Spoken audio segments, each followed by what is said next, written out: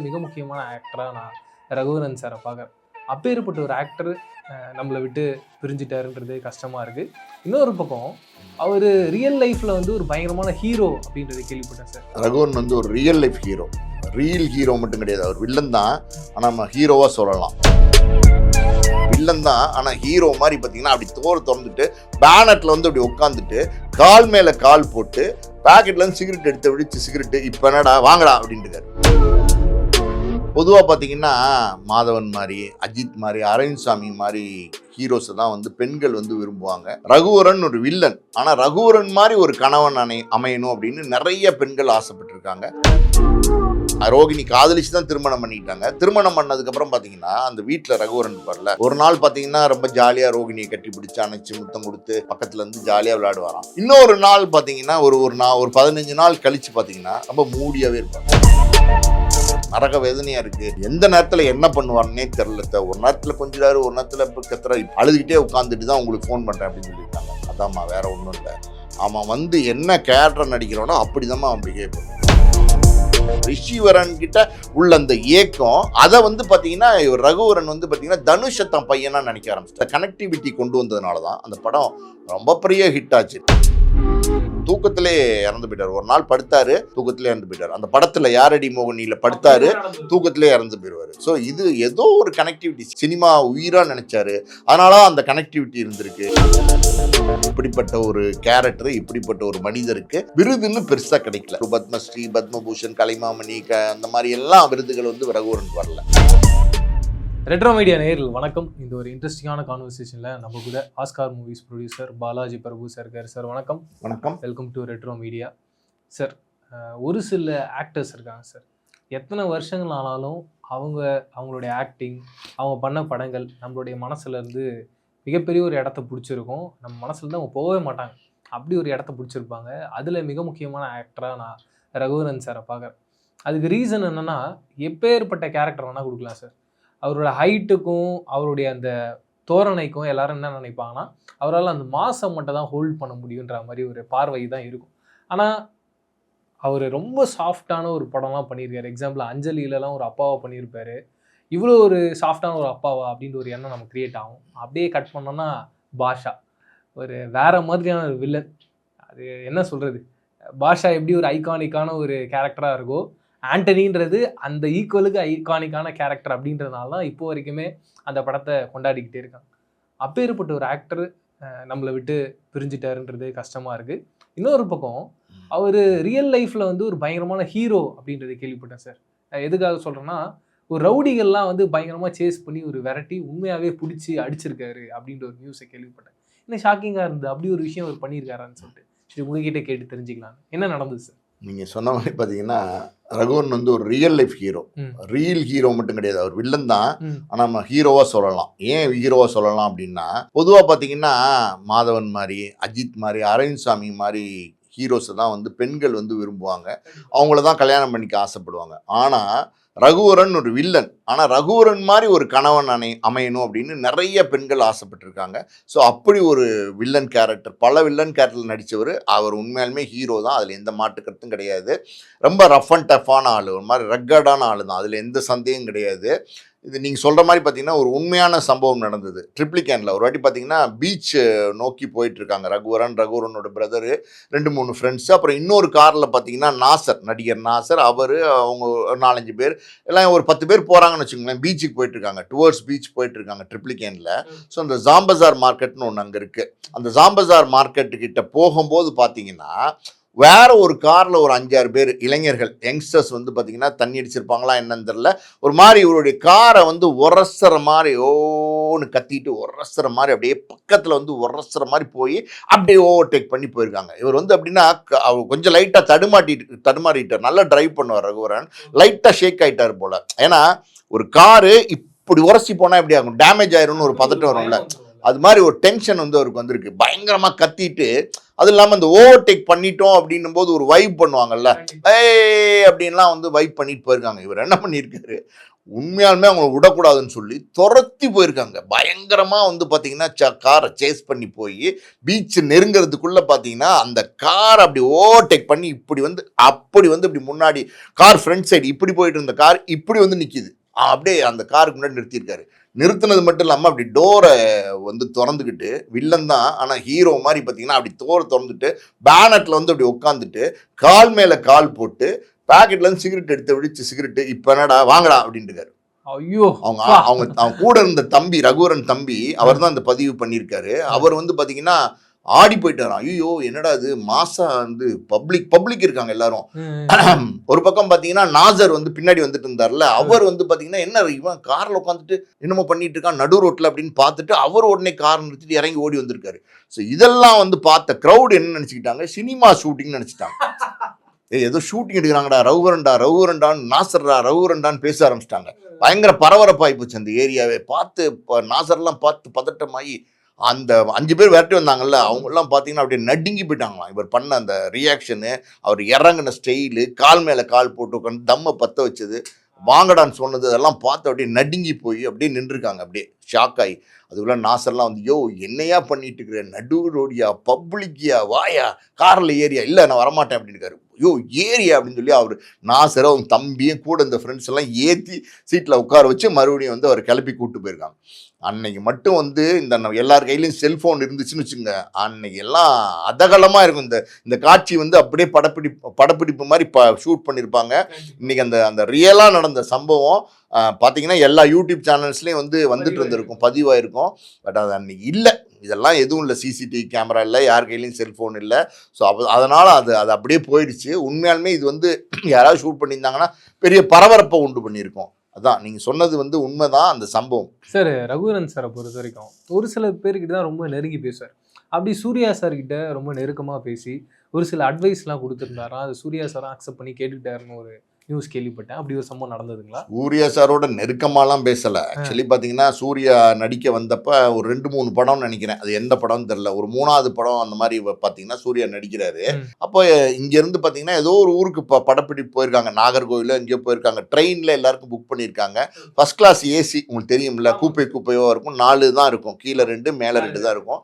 First class ஏசியில் வந்து பார்த்தீங்கன்னா ஒரு 8 மணி 9 மணிக்கு டிஃபன்லாம் கொடுத்துருக்காங்க யூனிட்டில். அதில் ரகுவரன் சூர்யா எல்லாம் ஒரே கூப்பையில் போயிருக்காங்க. சூர்யா வந்து டிஃபன்லாம் சாப்பிட்ருக்காரு. டிஃபன்லாம் சாப்பிட்டுட்டு 9 மணிக்கு மேலே ஏறி போய் படுத்திருக்காரு. 9 மணிக்கு ஏறி போய் படுத்தவர் காலையில் ஒரு 8 மணிக்கு தான் அந்த ஸ்டேஷன் வரும், நாகர்கோவில் நினைக்கிறேன், சரியாக தெரில. அந்த 8 மணிக்கு பார்த்தீங்கன்னா ஒரு 10 நிமிஷத்துக்கு முன்னாடி இறங்கி வந்து போய் முகமெல்லாம் கழுவிட்டு ப்ரஷ் பண்ணிட்டு வந்து ரகுவரன் சார் முன்னாடி உட்காந்துருக்காரு. ரகுவரன் சார் வந்து பார்த்தீங்கன்னா காலையில் 4 மணிலேருந்து எந்திரிச்சு தம் அடிச்சுட்டு உட்காந்துட்டு இருந்திருக்காரு. தூங்கினாரா தூங்கலையான்னு தெரில, அப்படியே உட்காந்துட்டே இருந்திருக்காரு. அப்படியே அப்போல்லாம் ட்ரெயின்லேயே ஸ்மோக் பண்ணுவாங்க, ஆஸ்ட்ரே வச்சு அப்படியே தட்டி ஸ்மோக் பண்ணிகிட்டே இருந்திருக்காரு. அப்போ சூர்யா வந்து பார்த்தீங்கன்னா ஹலோ சார் குட் மார்னிங் அப்படின்னு இருக்காரு. அப்போ ரகுவரன் வந்து கேட்டிருக்கார் சூர்யாட்ட, சூர்யா நீ இப்படி நிம்மதியாக தூங்குற அப்படின்னு கேட்டிருக்காரு. அவர் வந்து சார் என்ன சார் சொல்கிறீங்க அப்படிங்கிறாரு. யோ நீ எத்தனை வருஷம் ஆச்சா நீ நடிக்க வந்து? இப்போ 2-3 வருஷம் ஆச்சு. எத்தனை படம்? 3வது படம் சார். சரி 9 மணிக்கு டிஃபன் சாப்பிட்ட, போய் மேலே ஏறி பொத்திட்டு படுத்த, ஏசியில் நல்லா குழுன்னு தூங்கி பார்த்தீங்கன்னா 8 மணி ஸ்டேஷன் வர்றதுக்கு 10 நிமிஷத்துக்கு முன்னாடி இறங்கி வரையே உன்னால் இப்படி தூங்க முடியுது அப்படின்னு கேட்டுக்காரு. சார் அவர் புரியல சூர்யாவுக்கு, என்ன சார் சொல்கிறீங்க அப்படின்ற மாதிரி கேட்டுக்காரு. நீ வந்து ஜெயிக்கணும் இந்த திரைத்துறையிலன்னு நினச்சி வந்தியா, இல்லை சும்மா ஒரு 4-5 படம் நடிச்சுட்டு காணா போகணுன்னு வந்தியா அப்படின்னு கேட்டுக்காரு. நான் எப்படியாவது ஜெயிக்கணும்னு தான் சார் வந்தேன். அப்போனா அதுக்கான உழைப்பை போடியா, உன்னால் எப்படியா தூங்க வருது? நான் பாரு அந்த கேரக்டரை யோசிச்சுக்கிட்டு 4 மணிலேருந்து தம் அடிச்சுட்டு உட்காந்துட்டு இருக்கேன். என்ன பண்ணலாம், எப்படி நடிக்கலாம், இப்படி நடிக்கலாமா, அப்படி நடிக்கலாமா அப்படின்னு யோசனை பண்ணிகிட்டே இருக்கேன். நீ படுத்து நிம்மதியாக தூங்கிட்டு வர, இப்படிலாம் இருந்தால் உன்னால் ஜெயிக்க முடியாது. அதாவது சிவகுமாரோட மகன் சூர்யான்னு நீ வந்து எப்பவும் அடையாளப்படுத்திக்க நினைக்கிறியா, இல்லை சூர்யாவோட அப்பா சிவகுமார்னு சொல்ல வைக்கணும்னு நீ நினைக்கிறியா அப்படின்னு கேட்டுக்காரு. என்னோட அப்பா சிவகுமார்னு சொல்ல வைக்கணும் சார் அப்படின்ட்டு. அப்போ அதுக்கான உழைப்பை போடியா, தூங்காதியா, நிம்மதியாக தூங்கக்கூடாதியா, உழைக்கணுயா, ஒரு கேரக்டர்னா அந்த கேரக்டராக நீ மாறிடணுயா அப்படின்னு வந்து சொல்லி சூர்யாவுக்கு ஒரு அட்வைஸ் பண்ணியிருக்காரு. அதை வந்து சூர்யா பெரிய அட்வைஸாக எடுத்துக்கிட்டு அது அப்படியே அவருக்கு வாழ்க்கையில், சூர்யாவோட வாழ்க்கையில் ஒரு டேர்னிங் பாயிண்ட் அமைஞ்சிச்சுன்னா நம்ம இந்த சீனை சொல்லலாம். இந்த நடந்த சம்பவத்தை நம்ம ரகுவரன் சார் வரும்போது அவங்க ஒய்ஃப் ரோஹிணி மேம், இவங்க 2 பேருக்குமான காதல் எப்படி அமைஞ்சிருந்தது, அண்டு அவங்களுடைய திருமண வாழ்க்கை எப்படி சார் இருந்தது? ரகுவரன் சார் மேலே யாருக்கு தான் காதல் வராது? எந்த பொண்ணுக்கும் ரகுவரன் சாரை பார்த்தா காதல் வரும். நான் சொன்னேன் பார்த்தீங்களா, ஒரு வில்லனை வந்து லவ் பண்ணுவாங்க அப்படின்னா அது வில்லன் கிடையாது, ஒரு ஹீரோ. அந்த மாதிரி பார்த்தீங்கன்னா ரோகிணி ரகுவரன் நிறைய படங்கள் 1-2 படங்கள் சேர்ந்து நடிச்சிருக்காங்க. ஸோ அதில் வந்து அவங்களுக்குள்ள ஒரு காதல் ஏற்பட்டிருக்கு. ஒரு காதல் மலர்ந்துருச்சு. 2 பேரும் பார்த்தீங்கன்னா திருமணம் பண்ணிக்கலாம்னு முடிவு பண்ணி திருமணம் பண்ணிக்கிட்டாங்க. ரோகிணி காதலிச்சு தான் திருமணம் பண்ணிக்கிட்டாங்க. திருமணம் பண்ணதுக்கப்புறம் பார்த்தீங்கன்னா அந்த வீட்டில் ரகுவரன் இருப்பார்ல, ஒரு நாள் பார்த்தீங்கன்னா ரொம்ப ஜாலியாக ரோகிணியை கட்டி பிடிச்சி அணைச்சி முத்தம் கொடுத்து, அதை சமைக்கிறியா, இதை சமைக்கிறியா, சிக்கன் சரியா, என்ன பண்ணுற, ஏது பண்ணுற, அதெல்லாம் கேட்டு அவர் கூட இருந்து வந்து சமையலுக்கு ஹெல்ப் பண்ணி, நான் காய் வெட்டித்தரேன், வெங்காயம் வெட்டித்தரேன், எல்லாம் பண்ணுவாராம். பக்கத்தில் இருந்து ஜாலியாக விளையாடுவாராம். ரோகிணி சந்தோஷமாக இருக்குமா. இன்னொரு நாள் பார்த்தீங்கன்னா ஒரு 15 நாள் கழித்து பார்த்தீங்கன்னா ரொம்ப மூடியாகவே இருப்பார். அப்படியே உட்காந்துருப்பான். சார் என்ன காஃபி சாப்பிட்றீங்களா ரகு அப்படின்னு கேட்டிங்கன்னா, காஃபியாக கொண்டா அப்படின்னு வரான். என்ன ரஃபு டிஃபன் ரெடி, நான் வரேன் அப்படின்னு வரான். இது மேலே பேச மாட்டாராம். இன்னும் வேற ஒரு மாதம் அப்படிலாம் ஆச்சுன்னு வச்சுக்கோங்களேன், பயங்கரமாக கோவப்படுவாராம், கத்துவாராம். வீட்டில் வந்து என்ன பண்ணிட்டு இருக்கிற நீ என்ன சமைச்சு வச்சிருக்க, இது என்ன சாம்பார் அது அப்படி இப்படின்னு கண்ணாப்பண்ணான்னு கத்துவாராம். இது மாதிரி டிஃப்ரெண்ட் கேரக்டராக அவர் வந்து பண்ணியிருக்காரு. அது வந்து ரோகிணிக்கு வந்து ரொம்ப ஷாக்கிங்காக இருந்திருக்கு. லவ் பண்ணி கல்யாணம் பண்ணோம், ஆனால் அவர் வேற மாதிரி நடந்துக்கிறாரு. ஒரு நாள் கொஞ்சுறாரு, ஒரு நாள் திட்டுறாரு, ஒரு நாள் அழுகிறாரு, ஒரு நாள் கத்துறாரு, ஒரு நாள் மூடியாக இருக்காரு. இவர் என்ன இப்படி இருக்காரு, இவர் தெரியாமல் கல்யாணம் பண்ணிட்டோமோ அப்படின்னு நினச்சி பயந்து அப்புறம் ரகுவரன் அம்மா கிட்ட ஃபோன் பண்ணியிருக்காங்க. இப்பயும் இருக்காங்க ரகுவரன் அம்மா. ஃபோன் பண்ணி அத்தை இந்த மாதிரி வந்து ரொம்ப எப்படிமா இருக்கு அப்படின்னு கேட்டிருக்காங்க. ரொம்ப என்னால் முடியல உண்மையிலுமே, ஒரு 4 மாதம் 5 மாதத்துக்குள்ளே எனக்கு ரொம்ப நரக வேதனையாக இருக்குது. எந்த நேரத்தில் என்ன பண்ணுவார்னே தெரில. ஒரு நேரத்தில் கொஞ்சிறாரு, ஒரு நேரத்தில் இப்போ கத்துறாரு. இப்போ பயங்கரமாக கத்தி சண்டை போட்டு போகிறார். பயங்கர மூட விட்டு எனக்கு அழுதுகிட்டே உட்காந்துட்டு தான் உங்களுக்கு ஃபோன் பண்ணுறேன் அப்படின்னு சொல்லியிருக்காங்க. அம்மா இது பதட்டப்படாத, இப்போ என்ன படத்தில் நடிச்சுக்கிட்டு இருக்கான் அப்படின்னு கேட்டுருக்காரு. இல்லை இந்த ஒரு கேரக்டர் ஏதோ ஒரு படத்தை சொல்லி இந்த கேரக்டர் நடிச்சிட்டு இருக்காரு அப்படின்னா, அந்த கேரக்டர் வந்து என்ன கேரக்டர், பயங்கரமாக ஒரு மாதிரி ரஃப்பான கேரக்டர், கோவம் படுற மாதிரி ஒரு கேரக்டர் சொல்லிட்டு இருந்தார். அதாம்மா, வேற ஒன்றும் இல்லை. அவன் வந்து என்ன கேரக்டர் நடிக்கிறானோ அப்படி தான் அவன் பிஹேவ் பண்ணுவான். அவன் ஜாலியாக ஒரு கேரக்டர் நடித்தானா ஜாலியாக பேசுவான். ஜாலியாக பேசுனானா ஆமாம்மா வெங்காயம்லாம் கட் பண்ணி கொடுக்குறாரு அப்படின்னு சொல்லியிருக்காங்க. அப்போ வந்து பார்த்தீங்கன்னா மூடியாக இருக்கான்னா மூடியாக ஒரு கேரக்டர் நடிக்கிறான்னு அர்த்தம். அதுக்கு நீங்கள் அட்ஜஸ்ட் பண்ணி தான் ஆகணும். கோவமாக கத்துறான்னா ஸோ கேரக்டராக மாறிட்டான்னு அர்த்தம். அப்போ தான் ரோகிணிக்கே புரிஞ்சிருக்கு. காதலித்து திருமணம் பண்ணாங்க, ஆனால் கூட அவரோட அதர் சைடு வந்து அவங்க வந்து புரிஞ்சுக்காமல் இருந்திருக்காங்க. அப்போ தான் வந்து ரோகிணிக்கே வந்து புரிஞ்சிருக்கு இவர் என்ன மாதிரியான ஒரு கேரக்டர்னு. நல்ல சந்தோஷமாக தான் இருந்தாங்க. ரிஷிவரன் ஒரு பையன், அவர் அதுக்கு இன்னைக்கு ரகுவரன் பையன் அநேகமாக காலேஜெலாம் முடிச்சு பெரிய பையனாக இருப்பார். 23-24 வயசில் இருப்பார். சரி, அப்பேற்பட்ட ஒரு ஆர்டிஸ்ட் எப்படி சார் இறந்தாரு? என்ன காரணம், என்ன நடந்தது அவங்க வாழ்க்கையில்? இறந்தாரு அப்படின்னா எல்லாருக்கும் ஆளுக்கு ஒரு பழக்கம் இருந்துச்சு. ரகுவரன் கொஞ்சம் ஜாஸ்தியாக குடிப்பாருன்னு சொல்லுவாங்க. அதெல்லாம் வந்து யாருக்கு தான் இல்லை அந்த மாதிரி பழக்கங்கள். அது விட்டுருங்க. அது வந்து மரணம் அப்படிங்கிறது எல்லாருக்கும் வரும். ஆனால் சின்ன வயசு, நீங்கள் இப்போ 49 வயசு நினைக்கிறேன். 2008 நம்ம இறந்து போயிட்டாரு. அவர் நடித்த படம் வந்து கடைசி படம் வந்து பார்த்தீங்கன்னா யாரடி நீ மோகினி. அது வந்து அற்புதமான ஒரு கேரக்டர், அப்பா கேரக்டர். அவ்வளோ சாந்தமாக, அவ்வளோ பிரமாதமாக, எக்ஸலண்ட்டாக அந்த கேரக்டர் பண்ணியிருப்பாரு. தனுஷுக்கும் ரகுவரனுக்கும் ஒரு கெமிஸ்ட்ரி, அதாவது பொதுவாக என்ன சொல்லுவாங்கன்னா ஹீரோயினுக்கு தான் கெமிஸ்ட்ரி ஒர்க் அவுட் ஆகுன்னு சொல்லுவாங்க. ஆனால் ரகுவரனுக்கும் அப்பா மகன் கேரக்டர் அந்த கெமிஸ்ட்ரி பயங்கரமாக ஒர்க் அவுட் ஆயிருந்துச்சு. ஒரு ஒரு ஃபீலோட நடிச்சிருப்பார் அந்த படத்தில். பொதுவாகவே பார்த்தீங்கன்னா ரகுவரன் வந்து ஒரு கேரக்டர்னா அந்த கேரக்டராக வாழ்வார். இந்த யாரடி மோகினியில் வந்து ரொம்ப எமோஷ்னலாக வந்து ஆடியன்ஸ் பார்க்குறவங்களுக்கு கனெக்ட் ஆகிருக்கும் அந்த ரகுவரனோட அப்பா கேரக்டர். அது காரணம் என்ன அப்படின்னா, ரோகிணி காதலிச்சு திருமணம் பண்ணார். அதுக்கப்புறம் நல்லா சந்தோஷமாக வாழ்ந்துட்டு இருந்தாங்க. சில பிரச்சனைகள், அதனால் பார்த்தீங்கன்னா ரோகிணியும் ரகுவரனும் பிரிஞ்சுட்டாங்க, சட்டப்பூர்வமாக பிரிஞ்சுட்டாங்க. ஒரு மகன் ரிஷிவரன் சொன்னேன்ல, அவர் பார்த்தீங்கன்னா அந்த காலகட்டத்தில் சின்ன பையன், ஒரு 5, 6, 7, 8 வயசு பையன் நினைக்கிறேன். ஸோ அவரை வந்து பார்க்க முடியாத ஒரு ஏக்கம் வந்து ரகுவரனுக்கு இருந்துகிட்டு இருந்துச்சு. ஒரு தகப்பனுடைய ஏக்கம்னு சொல்லுவாங்கள்ல, பையனை அடிக்கடி பார்க்க முடியல. வாரத்தில் ஒரு நாள் வருவார் போல், சாட்டர்டே சண்டே மாதிரி ஸ்கூல் இல்லாத நேரத்தில் வருவார் போல், அதெல்லாம் இருந்திருக்கு. ஆனால் கூட பார்த்தீங்கன்னா தினம் இருக்கிறது, கொஞ்சிறது, சந்தோஷமாக என்ஜாய் பண்ணுறது, ஒரு அப்பா பையன் அந்த என்ஜாய்மெண்ட்டுன்னு ஒன்று இருக்குல்ல, அதை மிஸ் வளர்றதை பார்க்கணும்ல, அதை வந்து ரகுவரன் சார் வந்து மிஸ் பண்ணியிருக்காரு. அதனால் வந்து அந்த அதாவது இந்த ரிஷிவரன் அவர் பேர், அந்த ரிஷிவரன் கிட்ட உள்ள அந்த ஏக்கம், அதை வந்து பார்த்தீங்கன்னா ரகுவரன் வந்து பார்த்தீங்கன்னா தனுஷை தான் பையனாக நினைக்க ஆரம்பிச்சிட்டார். கிட்டத்தட்ட ஒரு பையன் மாதிரி தானே, அதனால் பையனாக நினைக்க ஆரம்பிச்சு. அதனால தான் அந்த கனெக்டிவிட்டி கொண்டு வந்ததுனால தான் அந்த படம் ரொம்ப பெரிய ஹிட் ஆச்சு. நீங்க கடைசியில் பார்த்தீங்கன்னா அவர் இறந்திருப்பாரு. இறந்திருக்காரா உயிரோடு இருக்காரான்னு கண்டுபிடிக்க முடியாத அளவுக்கு அப்படியே தத்ரூபமா வந்திருப்பாரு. ஒரு இடத்துல கூட அசைவே இருக்காது. பல பேர் அந்த படம் முடிக்கிறதுக்கு முன்னாடியே ரகுவரன் இறந்துட்டாரு, அவர் இறந்தப்ப இருந்த அந்த அந்த இறந்த ஒரு ரியலான விஷயத்த தான் போய் ஷூட் பண்ணிட்டு வந்தாங்க அப்படின்னு சொன்னாங்க.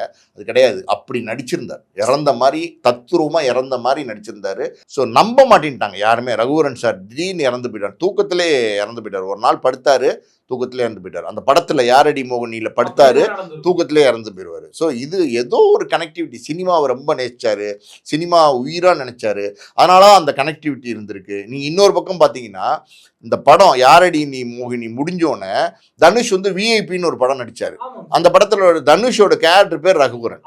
அது காரணம் என்னன்னா அவருக்கு ஒரு மரியாதைக்காண்டி அவர் மேலே தனுஷ் வச்சிருந்த அந்த அட்டாச்மெண்ட்காண்டி ஷூட்டிங் நேரத்தில் அவர் பழகினது, பாசம் காட்டினது, டே இதை சாப்பிடு தனுஷ் அதை சாப்பிடு அப்படின்னு சொல்லி எல்லாம் கொடுத்தது, இதெல்லாம் தான் ஒரு அட்டாச்மெண்ட்டை கிரியேட் பண்ணி தான் ரகுவரன்ற கதாபாத்திரமே வச்சார். ஸோ ரகுவரன் அப்படின்னா அது அப்படி தான் ஒரு மாதிரி அவரை பற்றி பேசணும்னா நிறைய பேசலாமே நம்ம. சார் அவர் வந்து இந்த சினிமாவுக்குள்ளே வரத்துக்கு எப்பேற்பட்ட போராட்டங்கள்லாம் சார் நடந்திருக்கும்? மிக முக்கியமாக அவருக்கு ஏதாவது சினிமா பேக்ரவுண்ட் இருந்தது அவங்க ஃபேமிலிக்கு? இல்லை, அவருக்கு சினிமா பேக்ரவுண்ட்லாம் இல்லை. அவர் வந்து பாலக்காடு கேரளா தான் ரகுவரனுடைய பூர்வீகம். அவர் வந்து தமிழ் சினிமாவில் நடிக்கணுங்கிற முதல்ல ஆரம்பத்தில் பார்த்தீங்கன்னா காக்கான்னு ஒரு படம் மலையாள படத்தில் நடித்தார். அதுக்கப்புறம் பார்த்தீங்கன்னா film institute student Raghuvaran. Film இன்ஸ்டியூட்டில் நடித்தார். ஏழாம் அறிவுன்னு ஒரு படம். ஏழாம் அறிவுங்கிற படத்தில் தான் முதல்ல அறிமுகமாகறாரு. அப்போ என்ன சொன்னாங்கன்னா அப்போல்லாம் பார்த்தீங்கன்னா ரொம்ப ஒல்லியாக இருப்பார், ஹைட் அவர் இருப்பாரா, யார் நோட் பண்ண ஆரம்பிச்சாங்க எல்லாருமே, யார் இந்த படத்தில் நடிச்சிருக்க ஹீரோ இவ்வளோ ஹைட்டாக இருக்காரு, ஸ்மார்ட்டாக இருக்காரு. அப்போல்லாம் ரொம்ப சின்ன வயசு, எனக்கு செஞ்சு 24-25 வயசு இருக்கும், ஸ்மார்ட்டாக இருக்காரு அப்படின்னு சொல்லி எல்லாருமே வந்து கவனிக்க ஆரம்பிச்சாங்க. அடுத்தடுத்து பார்த்தீங்கன்னா சில்க் அப்படின்னு நிறைய படங்களில் வந்து ரகுவரன் வந்து ஹீரோவாக நடித்தார். ஒரு ஸ்டேஜுக்கு மேலே ரகுவரன் வந்து புரிஞ்சுக்கிட்டார், நம்ம வந்து ஒரு ஹீரோ மெட்டீரியல் கிடையாது, நம்ம வந்து ஒரு வில்லன் மெட்டீரியல், அது இல்லாமல் ஒரு கேரக்டர் ஆர்டிஸ்ட்டு, எந்த கேரக்டர் கொடுத்தாலும் அதை நம்ம நடிக்கக்கூடிய டேலண்ட் நமக்கு இருக்குது, அதனால் அதை நோக்கி போவோம் அப்படின்னு நடிக்க ஆரம்பித்தார். அப்படி நிறைய படங்கள் நாம் ரகுவரன் ஒரு பிறவி கலைஞன், பிறவி நடிகன் அப்படிங்கிறதுக்கு ஒரு 2-3 உதாரணம் சொல்கிறேன் கேளுங்க. புரியாத புதிர்னு ஒரு படம் KS ரவிக்குமார் எடுத்தார்ல, அந்த KS ரவிக்குமார் எடுத்த படத்தில் ஒரு சீனு 7 பக்க சீனு, மத்தியானம் வந்து 2 மணிக்கு பிரேக் முடிஞ்சோன்னா லஞ்ச் முடிஞ்சோன்னா ஆரம்பிக்கணும், சாயந்தரம் 6 மணிக்குள்ளே முடிக்கணும். KS ரவிக்குமார் வந்து பார்த்தீங்கன்னா பக்காவாக பிளான் பண்ணி எடுப்பார். அவர் வந்து RB சௌத்ரி தான் அந்த படத்தோட ப்ரொடியூசர். அவர்கிட்ட சொல்லியிருக்காரு 30 நாளில் படத்தை முடிச்சிருவேன்னு சொல்லியிருக்காரு. ஸோ ஒரு பிளான் பண்ணி எடுத்துகிட்டு இருக்காரு. ஸோ ரகுவரன் வந்து பார்த்தீங்கன்னா 2 மணிக்கு வந்து மேக்கப்போட வந்து கேமரா முன்னாடி நிற்கணும், 7 பக்க வசனம், அது பேசணும், ஷூட் பண்ணணும். ரகுவரன் வரல 4:30 ஆச்சு வரல. 4:30 மணிக்கு உள்ளே வந்திருக்காரு, வீட்டுக்குள்ளே அது ஒரு செட்டு, வீட்டுக்குள்ளே உள்ளே வந்திருக்காரு. சாரி சார் அப்படின்னு KS ரவிக்குமார் கட்டுன்னு இந்த எப்படி சொல்லு, எண்ணெய் சட்டியில் கடுகை போட்டால் எப்படி வெட்டிக்கும், டப்புன்னு வெட்டிக்கும், அந்த மாதிரி பயங்கர கோவம் வேறு. ஏன்னா பிளானிங்கில் முடிக்கணும், பட்ஜெட்டில் எடுக்கிறாரு, இவன் என்ன இப்படி வரானே அப்படின்னு சொல்லிட்டு பயங்கர கோவமாக உட்காந்துட்டே இருந்திருக்காரு. சாரி சார் சொல்லுங்கள் சார் அப்படின்னா உடனே அந்த அசிஸ்டன்ட் டைரக்டர் வந்து பார்த்தீங்கன்னா ரகுவரன்ட்டு போய், சார் இந்த 7 பக்கம் சார் டைலாக் அப்படின்ட்டு இருக்காரு. ஆக்சுவலி 7 பக்கம் எடுக்க முடியாது, 1.5 மணி நேரத்தில் 7 பக்கம் எடுக்கிறதுக்கு பாசிபிலிட்டிஸே இல்லை, அது நடிக்கவும் முடியாது. அதனால் வந்து அப்படியே வந்து வந்திருக்காரு. KS ரவிக்குமார் வந்து உட்காந்தபடி பார்த்தீங்கன்னா இங்கே வாயா அப்படின்ட்டு இருக்காரு. யார் அசிஸ்டன்ட் டைரக்டர் சார் அப்படின்னு போயிருக்கான். சீன் பேப்பரை கொண்டாயா அப்படின்னு சொல்லிட்டு வாங்கி சரக்குன்னு கிழிச்சிருக்காரு. கிழிச்சு இந்தா கொண்டு போய் குப்பையில் போடு அப்படின்ட்டு இருக்காரு. ரகுவரனே ஷாக் ஆகிட்டார், என்ன டேரக்டர் இப்படி ரியாக்ட் ஆகிறாரு, கோவப்படுறாரு அப்படின்ட்டு. சார் நான் எதாக இருந்தாலும் நடிச்சிருவேன் சார், அதெல்லாம் ஒன்றும் நடிக்க வேணாம், நான் சொல்கிறது நடி அப்படின்னு சொல்லிட்டு ஐ நோ அப்படிங்கிறது மட்டும் பேசிட்டே ஒரு 400 அடி ஃபிலிம் வந்து லோட் பண்ண போகிறேன் ஃப்ரெஷ்ஷாக. ஸ்டெடி கேம் எடுத்துகிட்டே இருப்பார் கேமராமேன் சொல்கிற ஸ்டெடியாக எடுத்துகிட்டே இருங்கன்னு. ஐ நோ அதை தவிர வேறு எதுவும் பேசவும் கூடாது, நடுவில் மாற்றியெல்லாம் பேசக்கூடாது. அதை என்னென்ன மாடுலேஷனை பண்ண முடியுமோ பண்ணு, 400 அடி முடிஞ்சிடும், எடுத்து முடிச்சாச்சு சீனை, நடி அப்படின்ட்டு. ஸ்டார்ட் கேமரா ஆக்ஷன் அப்படின்னு பார்த்தீங்கன்னா ஐ நோ அந்த சீன் பார்த்துருக்கீங்க, சிகரெட் போட்டு ஐ நோ அப்படின்னு. அதாவது வந்து பார்த்தீங்கன்னா யாராலையுமே முடியாதுங்க. அது கோபம், வெறுப்பு, விரக்தி, அழுக, கண்ணீர், என்னென்ன எமோஷன்ஸ் எத்தனையும் கொண்டு வந்து 70 விதமான டைமெண்ட் நவரசம் தான் சொல்லுவாங்க. இவரெல்லாம் பார்த்தீங்கன்னா நவரசத்தெல்லாம் தாண்டி 70 விதமான டைமென்ஷன்ஸில் வந்து அவர் அந்த கேரக்டரை பண்ணிப்பார். ஐ நோன்னு கத்தி கடைசியில் வந்து பார்த்தீங்கன்னா கோவத்தில் வந்து சிகரெட் முடிய போது தூக்கி அப்படி போட்டிருக்காரு. அது KS ரவிக்குமார் என்ன பண்ணிட்டார், அந்த தூக்கி போட்டார்ல அதையும் பார்த்தீங்கன்னா ஒரு க்ளோஸ் எடுத்து போடுற மாதிரி ஒரு க்ளோஸ் எடுத்து அதுலேயும் ஒரு ஐ நோன்னு டைலாக் போட்டார். அந்த தியேட்டர்லாம் பார்த்தீங்கன்னா அதிர்ச்சி. ஐயோ அப்பா யாரையா இருந்தாலும் இப்படி நடிக்கிறான் அப்படின்ட்டு அதிர்ச்சி. அப்போ போட்டியை வச்சாங்க. எத்தனை தடவை ஐநோன்னு சொன்னாரு அப்படின்னு சொல்லி ஒரு போட்டி வச்சாங்க. எனக்கு தெரிஞ்சு 36 37 தடவை சொல்லியிருக்காரு. அத்தனை தடவை நடிச்சிருக்காரு. அதே படத்துல இன்னொரு காட்சி இருந்திருக்கு. அது KS ரவிக்குமாரே சொல்லியிருக்காரு. என்ன அப்படின்னா, இந்த கழுத்து அருகாமறையில அறுத்த மாதிரி செத்து கிடக்கணும் ரகுவரன் வந்து. அப்போ வந்து அது அந்த மார்க். அப்போ வந்து KS ரவிக்குமார் வேற ஒரு நாள் KS ரவிக்குமார் மேக்கப் மேட்டர் சொல்லியிருக்காரு, யோ அவருக்கு பிளட் போடியா ரகுவரனுக்கு அப்படின்னு சொல்லிட்டு வேற சீன் எடுக்க ஆரம்பிச்சிட்டாரு. எடுத்துட்டு இருக்காரு. ரகுவரனுக்கு வந்து மேக்கப் மேன் பிளட் போடுறாரு. கண்ணாடியில் பார்க்குறாரு, துடைக்கிறாரு, பிளட்டு போடுறாரு, வெட் கிளாத்னு சொல்லுவாங்க, அதை வச்சு துடைக்கிறாரு. ஒரு 20 தடவை போட்டாருங்க. பிளட் போடுவாங்க மேக்கப் மேன், மார்க் மாதிரி போடுறாரு. பிடிக்கல இவருக்கு, துடைச்சிக்கிட்டே இருக்காரு. திருப்தி ஆகலை. என்னடையா நல்லாவே இல்லை, பர்ஃபெக்டாக வரல அப்படின்னு சொல்லிட்டு அப்படி பார்த்துட்டே இருந்திருக்காரு. 20 தடவை 22 தடவை பண்ணிட்டு மேக்கப் பண்ணிட்டு கேட்டு, கத்தி இருக்குமாயா அப்படின்னு கேட்டுருக்காரு. கத்தியா அப்படின்னு கேட்டிருக்காரு. ஆமாய்யா கத்தி இருக்குமா, அது வீடு, அதனால கிச்சன்லாம் இருக்கும், அது வீட்டில் தான் ஷூட்டிங் நடக்குது, கத்தி வாங்கிட்டு வர சார், வாங்கிட்டு வாயா அப்படின்னா ஒரு கத்தி கிச்சனில் போய் அங்கே வீட்டு ஹவுஸ் ஓனர்கிட்ட அந்த லேடிகிட்ட கத்தி கிடைக்குமானோ ஒரு கத்தி எடுத்துருக்காங்க. காய்கறி வெட்டுற கத்தி, அருகாமனையில் அறுத்த மார்க் இல்லை. இவர் என்ன பண்ணியிருக்காரு, சரக்கு இப்படி கையை கீறி இருக்காரு லைட்டாக, ரொம்ப ஆழமாக இல்லாமல். பிளட் வந்திருக்கு. பிளட் வந்தோன்னா அந்த கத்தியில் வச்சு கீறினார்ல, அந்த கத்தியில் பிளட் இருக்கும்ல, அதை அப்படியே மெதுவாக மார்க்காக போட்டு வர்றாரு கண்ணாடியை பார்த்து. இதை KS ரவிக்குமார் தூரம் வேற ஷூட்டிங் பண்ணிட்டு இருக்காரு. அவர் பார்த்துட்டு, யோ என்னையா கத்தி வச்சு என்னையா பண்ணிட்டு இருக்க தொண்டையில் அப்படின்னு போயிட்டுருக்காரு. இல்லை சார் மார்க் பர்ஃபெக்டாக வரணும், மார்க் பர்ஃபெக்டாக வரணும் தான், கொஞ்சம் கத்தி இந்த தொண்டை நரம்ப கிழிச்சிருச்சு, என்னையா ஆகுறது, நீ என்னையா பண்ணிட்டு இருக்க, படம் தானே அது. இல்லை சார் பர்ஃபெக்டாக இருக்கணும், போயா நீனு அப்படின்னு சொல்லிட்டு போயிருக்காரு. அந்த மாதிரி உயிரை கொடுக்குற அளவுக்கு ஒருத்தர் இந்த அளவுக்கு இறங்குவாரு. இது ஒரு சீரியஸ். இன்னும் காமெடியா 2-3 விஷயம் இருந்திருக்கு. சொல்லுங்க. உதயம்னு ஒரு படம் வந்துச்சு, நாகார்ஜுனா அமலா நடிச்ச படம். 89 நம்ம நடிச்சு, நான் காலேஜ் படிச்சுட்டு இருந்தேன். Super hit. சாங்ஸ் எல்லாம் பார்த்தீங்கன்னா பிரமாதமாக இருக்கும். அதில் வந்து ரகுவரன் வந்து பகவதின்னு ஒரு கேரக்டர், வில்லன் கேரக்டர் ரகுவரன் வந்து நடிச்சிருப்பாரு. அந்த வில்லன் கேரக்டர் அவர் வந்து எப்படின்னா கோட் ஷூட்லாம் போட்டு ஒரு மாதிரி ஷூலாம் போட்டு ஒரு டைப்பாக இருக்கணும், ஒரு பெக்யூலியராக இருக்கணும் அந்த கேரக்டரு. அதனால் என்ன பண்ணியிருக்காரு, 5 ஸ்டார் ஹோட்டலில் ரூம் போட்டு கொடுத்துருக்காங்க. அது வந்து தெலுங்கு படம். ஆக்சுவலி ஹைதராபாத்தில் தான் ஷூட்டிங் நடந்திருக்கு. அந்த 5 ஸ்டார் ஹோட்டலில் ஷூட் ரூம் போட்டு கொடுத்துருக்காங்க. இவர் என்ன பண்ணியிருக்காரு, போயெல்லாம் ஷூட்டிங்லாம் வந்து முதல் நாள் ஷூட்டிங்லாம் முடிச்சுட்டு ரெஃப்ரெஷ் பண்ணிவிட்டு நேராக வந்து டிஃபன்லாம் சாப்பிட்டுட்டு ஒரு 9 மணி சுமாருக்கு நைட்டு வந்து பார்த்தீங்கன்னா ஒரு கார் இருக்கும்ல, யூனிட் காரு, அதில் அந்த கார் திறந்துருக்கா அப்படின்னு கேட்டுருக்கு. ஆமாம் திறந்துருக்கு சார், திறந்து விட சொல்லி ஏறி பின்னாடி சீட்டில் அவர் வாட்டின்னு பார்த்தீங்கன்னா கால் நீட்டி படுத்துக்கிட்டாராம். எப்படி அவர் வந்து படுத்திருக்காரு, தூங்குறாரு. கொஞ்சம் நேரம் கழிச்சு இவர் எங்கே காண ரகுவரன் அப்படின்னோன்னு ஒருத்தர் சொல்லியிருக்காரு, காரில் படுத்திருக்காரு சார், கொஞ்சம் நேரம் படுக்கிறேன்னு சொன்னாருன்னு ஒரு டிரைவர் சொல்லியிருக்கான்.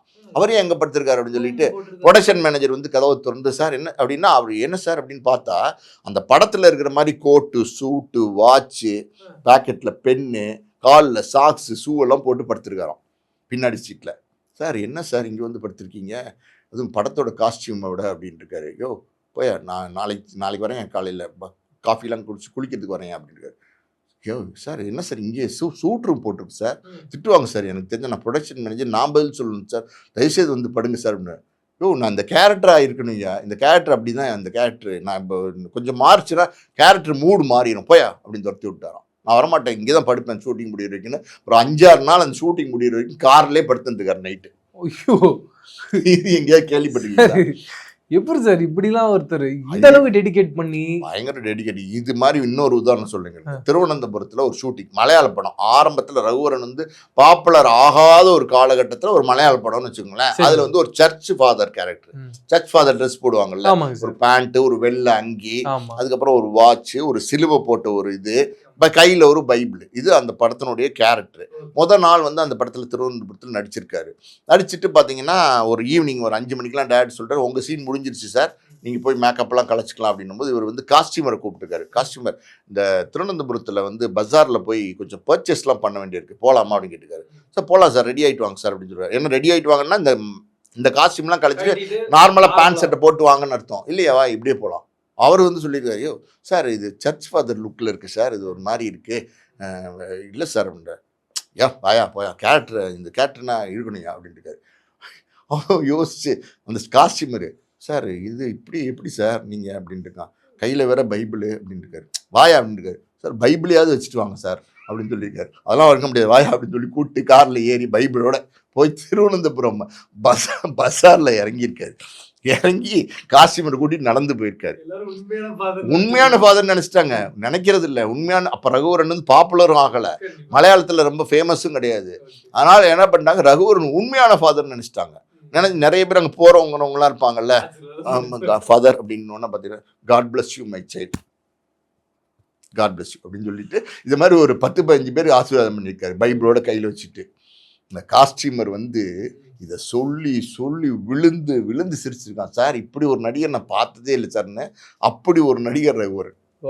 Super sir. சார் எனக்கு என்னன்னா, இவ்வளோ நடிச்சிருக்காரு, அப்போ இவருடைய வாழ்க்கையில் எத்தனை விருதுகள் வாங்கியிருப்பாரு?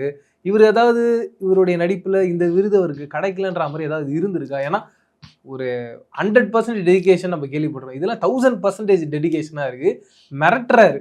அப்படி இருக்கும்போது எனக்கு அந்த ஒரு கேள்வி இருந்துச்சு சார். உண்மையாலுமே நீங்க கேட்குற கேள்வி சரியான கேள்வி. ஆனா இப்படிப்பட்ட ஒரு கேரக்டர், இப்படிப்பட்ட ஒரு மனிதருக்கு விருதுன்னு பெருசா கிடைக்கல. 1-2 விருதுகள் ஏதோ கிடைச்சிருக்கு. பெரிய ஏதோ ஒரு படத்துக்கு வந்து நம்ம ஸ்டேட் அவார்ட்லாம் வாங்கியிருக்காரு, கூட்டுப்புழுக்களா ஏதோ ஒரு படத்துக்கு வாங்கியிருக்காரு. ஆனால் பெரிய விருதுகள், அதாவது வந்து பார்த்தீங்கன்னா ஒரு பத்மஸ்ரீ, பத்மபூஷன், கலைமாமணி, அந்த மாதிரி எல்லாம் விருதுகள் வந்து ரகுவரனுக்கு வரல. ரொம்ப ரொம்ப விருதுகள்னு சொன்னால் நம்ம ரகுவரனுக்கு ரொம்ப கம்மியாக தான் வந்திருக்கு. ஆனால் இன்னைக்கு மக்கள் மனசுலேருந்து நீங்க இடம் பெற்றிருக்காரு. அது ஒரு பெரிய விஷயம் இல்லை, விருதோட பெரிய விஷயம் இல்லை. அது வந்து ரகுவரனுக்கு கிடைச்சிருக்கு. இப்போ ஏற்பட்ட ஒரு ஆர்டிஸ்ட் தொடர்ந்து ரஜினி சார் கூட நிறைய படங்கள் பண்ணி நான் பார்த்துருக்கேன். பாஷா இல்லாமல் அதுக்கு முன்னாடி காலகட்டத்திலேயே கூட நிறைய படங்கள் பண்ணியிருக்காங்க. ஆனால் கமல் சார் கூட சேர்ந்து ரகுவரன் சார் பெருசாக நடித்தா மாதிரியே எனக்கு தெரியல. ஏன் தொடர்ந்து கமல் சாரும் ரகுவரன் சாரும் நடிக்காமே இருந்தாங்க? என்ன காரணம்னு தெரில. ஆனால் கமல் ரகுவரன் சேர்ந்து நடிச்சிருந்தா அது வேற மாதிரியான ஒரு படமாக இருந்திருக்கும். கமலும் ஒரு மகா நடிகன், ரகுவரன் வந்து ஒரு உண்மையான கலைஞன். 2 பேரும் வந்து காம்பினேஷனில் அவர் ஹீரோ ஒரு வில்லன் அப்படின்ற மாதிரி ஒரு படத்துலையாவது, ஒரே ஒரு படத்துலையாவது நடிச்சிருந்தாங்கன்னா அது நிச்சயமாக அது வந்து உலகத்தரமான ஒரு படமாக இருந்திருக்கும், இன்றைக்கும் பேசப்படுற ஒரு படமாக இருந்திருக்கும். ஆனால் அது நடக்கலை. 2-3 விஷயம் அது என்ன காரணமாக இருக்கும்னு நம்ம யூகிச்சு சொல்லலாம். ஒன்று வந்து பார்த்தீங்கன்னா கமலோட ஹைட்டு, ரகுவரனோட ஹைட்டு. அது ஷார்ட் வச்சிங்கன்னா உங்களுக்கு நிறைய டிஃப்ரென்ஸ் தெரியும். வளர்ந்துருப்பார் இவர், அவ்வளோ வளர்த்தியாக இருக்க மாட்டார். ரஜினி ரகுவரனுக்கு தெரியாது, ரஜினியும் கொஞ்சம் ஹைட்டு, ரகுவரன் கொஞ்சம் ஹைட்டு, பேலன்ஸ் பண்ணிடலாம். இது ஒரு காரணமாக இருக்கலாம். இன்னொரு காரணம் வந்து கமலஹாசன் வந்து பார்த்தீங்கன்னா நிஜமாவே வந்து ஒரு பிறவி கலைஞன். கமலஹாசன்லாம் வந்து எப்படின்னா, நான் என்னை கேட்டேன் அப்படின்னா பிறக்கும் போதே வந்து இப்போ நடிச்சுக்கிட்டே பிறந்திருப்பார்னு நினைக்கிறேன். அப்படி ஒரு கலைஞன் தான் அவர். வந்து அவரெல்லாம் யாராலையுமே தூக்கி சாப்பிட முடியாது. அவருக்கு ஒரு பயம் இருந்திருக்குமோ அப்படின்னு எனக்கு யோசனை. ஒருவேளை ரகுவரன் வந்து என்ன கேரக்டர் இருந்தாலும், நான் சொன்னேன்ல இப்படிப்பட்ட ஒரு கேரக்டர் நம்மளையும் மிஞ்சி நடிச்சுட்டா என்ன பண்ணுறது அப்படின்னு ஒரு பயம் இருந்திருக்குமோ அப்படின்னு எனக்கு ஒரு டவுட்டு. ஏன்னா ஒரு காலத்தில் பார்த்தீங்கன்னா சிவாஜி கணேசன் வந்து பத்மினி அப்புறம் பார்த்தீங்கன்னா சாவித்ரி இவங்களோடலாம் ஜோடி போட்டு நடிக்கும்போது அந்த அவரோட சீன் முடிஞ்சிருச்சு, நீங்கள் ரெஸ்ட் எடுக்கலாம் சார்னு சொன்னால் கூட போய் ரெஸ்ட் எடுக்க மாட்டாராம். சேர் போட்டு ஷூட்டிங் வாட்ச் பண்ணிகிட்டே இருப்பாராம். பத்மினி எப்படி நடிக்கிறாங்க, சாவித்ரி எப்படி நடிக்கிறாங்கன்னு. காரணம் என்னென்னா அவங்களோட பெர்ஃபார்மன்ஸ் தூக்குவாங்க, அடுத்து கவுண்டர் பெர்ஃபார்மன்ஸ் கொடுக்கணும்ல மறுபடியும். அதில் வந்து நம்ம மிஸ் பண்ணிடக்கூடாது. அவங்க என்ன நடிச்சாங்கன்னு பார்த்தா தான் நம்ம நடிக்க முடியும் அப்படின்னு சொல்லி உட்காந்துட்டே இருந்து பார்த்து அவங்கள மிஞ்சுவார், விட மாட்டார். நீங்கள் இன்னொரு உதாரணம் சொல்கிறேன் கேளுங்க. சமீபத்தில் படையப்பா ரீரிலீஸ் ஆச்சு. அப்போ ரஜினி ஒரு 40 நிமிஷம் வீடியோ போட்டார். அதில் ஒரு விஷயம் சொல்லியிருந்தார் பார்த்தீங்களா. ஒரு படையப்பா போது பார்த்தீங்கன்னா ஒரு சீன் பேப்பர் வச்சு சிவாஜி பார்த்து மனப்பாடம் பண்ணிக்கிட்டே இருந்தார். நான் போய் என்ன நீங்கள் போய் இந்த சீன் பேப்பரை மனப்பாடம் பண்ணிட்டு இருக்கீங்க, உங்களுக்கு என்ன, நீங்கள் அப்படி வெளியில் வந்தாலே நடிப்பு அப்படி கொட்டுமே, நீங்கள் எதுக்கு இவ்வளோ தூரம் மனப்பாடம் பண்ணிட்டு இருக்கீங்கன்னு கேட்டேன். அதுக்கு அவர் சொன்னார், யோ என் கூட நடிக்கிறது வந்து பார்த்தீங்கன்னா மணிவண்ணன் தூக்கி சாப்பிட்டுருவாயா சொன்னாரா. அது ஒரு நடிகனுக்கு அந்த ஈகோ இருக்கும், நம்மளை யாரும் மிஞ்சிடக்கூடாதுங்கிற ஒரு ஈகோ இருக்கும். அப்படி ஒரு நடிகர்கள் தான் சிவாஜி கமல்லாம். மணிவன் தூக்கி சாப்பிட்டுருவாருன்னு சிவாஜிக்கே பயம் இருந்திருக்குல்ல. அப்போ ரகுவரன் நம்மளை தூக்கி சாப்பிட்டுருவாரோன்னு கமலுக்கு ஒரு பயம் இருந்திருக்கும் அப்படின்னு நான் நினைக்கிறேன். அது ஒரு காரணமா அப்படின்னு தெரில, அதுவும் ஒரு காரணமா இருக்கிறதுக்கு வாய்ப்பு இருக்கு. ரகுவரன் சாரை பொறுத்த வரைக்கும் அவர் ஏதோ ஒரு ஸ்பெஷலான கேரவன் வச்சிருந்தாரு, அது ரொம்ப யூனிக்கா இருக்கும்ன்ற மாதிரிலாம் சொல்றாங்க. அப்படி ஏதாவது அவர்கிட்ட இருந்ததா? நிஜமாவே அப்படி ஒரு கேரவன் இருந்தது. ரகுவரன் ரொம்ப டிஃப்ரெண்டான ஆளு. அந்த கேரவன்லேயே படுத்து தூங்குவார், நீ கார்லேயே படுத்து தூங்குவார், கேரவன் படுத்து தூங்க மாட்டார். அந்த மாதிரி பார்த்தீங்கன்னா ஒரு பெக்யூலியரான ஆள். அவர் வந்து அவருக்குன்னு சில கம்ஃபர்ட்ஸ் வேணும்னு நினச்சாரு. அதனால் பார்த்தீங்கன்னா இந்த கேரவன் கல்ச்சர்லாம் வர்றதுக்கு முன்னாடியே பார்த்தீங்கன்னா ரகுவரன் வந்து எக்ஸ்க்ளூசிவாக ஒரு கேரவன் வந்து டிசைன் பண்ணி வச்சுருந்தார். அப்போ தான் கேரவன் ஒரு பேச்சே வந்து தெரிய ஆரம்பிக்குது தமிழ் சினிமாவில். ஸோ அதில் வந்து பாத்ரூம் ஃபெசிலிட்டிஸ்லேருந்து ஏசிலேருந்து பெட்லேருந்து எல்லா ஸ்பெசிலிட்டிஸ்க்கும் ரகுவரன் வந்து பண்ணி வச்சிருந்தார். ரகுவரன் அந்த கேரவனில். அந்த கேரவன் பார்த்தீங்கன்னா ஷூட்டிங் முடிச்சு அவர் வீட்டு வாசல் நிறுத்துவார். வீட்டு வாசல் நிறுத்தினா அந்த கேரவனை பார்க்கறதுக்கே ஒரு கூட்டம் வந்து சுற்றி பார்ப்பாங்க. ரகுவரனோட கேரவன்டா உள்ள டார்க்காக கண்ணாடிலாம் இருக்கும், எட்டி பார்ப்பாங்க உள்ள ஏதாவது இருக்கா, என்ன இருக்குது ஏது இருக்குன்னு எட்டி பார்ப்பாங்க. அது மாதிரி வந்து ரகுவரன் அப்படின்னா ஸ்பெஷல் தான், எல்லா விஷயத்துலையுமே ஸ்பெஷல் தான். அவரோட கேரவன் அன்னைக்கு ரொம்ப பெருசாக பேசப்பட்டது. அவருடைய அம்மா நிறைய விஷயங்கள் ரகுவரனை பற்றி பதிவு பண்ணியிருக்காங்க. அது என்ன அப்படின்னா, எனக்கு இப்படி ஒரு மகன், ஆனால் வந்து அந்த மகனை நான் வந்து இவ்வளோ சீக்கிரம் இழப்பேன்னு நினைக்கவே இல்லை, என்னால் வந்து காலத்துக்கும் வந்து மறக்க முடியாது அப்படின்னு சொல்லியிருக்காங்க. எப்போவுமே பார்த்தீங்கன்னா ஷூட்டிங் அவங்க அம்மா மேலே ரொம்ப அஃபெக்ஷனாக இருப்பாராம். ஷூட்டிங் போகிறதுக்கு முன்னாடி அவங்க அம்மாவுக்கு முத்தம் கொடுத்துட்டு கேரவனில் ஏறிட்டு, கேரவன்லேயே தான் போவார், கேரவனில் ஏறிட்டு டாட்டா காமிச்சு போவாராம். ஸோ இதெல்லாம் என்னால் மறக்கவே முடியல ரகுவரன். அது இன்னைக்கு பேரன் அதான் சொல்கிற ரிஷிவரன் அவன் வந்து போகிறான், அதுதான் எனக்கு இன்றைக்கி ரகுவரனை பார்க்குற மாதிரியே இருக்குது அப்படின்னு சொல்லி பதிவு பண்ணியிருக்காங்க. ஸோ ரகுவரன் அப்படின்னும்போது இன்னும் 100 ஆண்டுகள் ஆனால் கூட பார்த்திங்கன்னா ஒரு மறக்க முடியாத ஒரு நடிகர். அவர் நிறைய வருடங்கள் வாழ்ந்து இன்னும் நிறைய படங்கள் நடிச்சிருந்தாருன்னா இன்னும் பெரிய சாதனைகளை வந்து தொற்றிருப்பார். ஆனால் ஏதோ காலம் என்ன சொல்ல முடியும், இயற்கையை நம்ம யாராலையும் வெல்ல முடியாது. 49 வயசுல இறந்து போயிட்டார். நல்ல கலைஞன், மகா கலைஞன். சூப்பர் சார், நிறைய விஷயங்கள் பேசணும். மீண்டும் சந்திப்போம். நன்றி.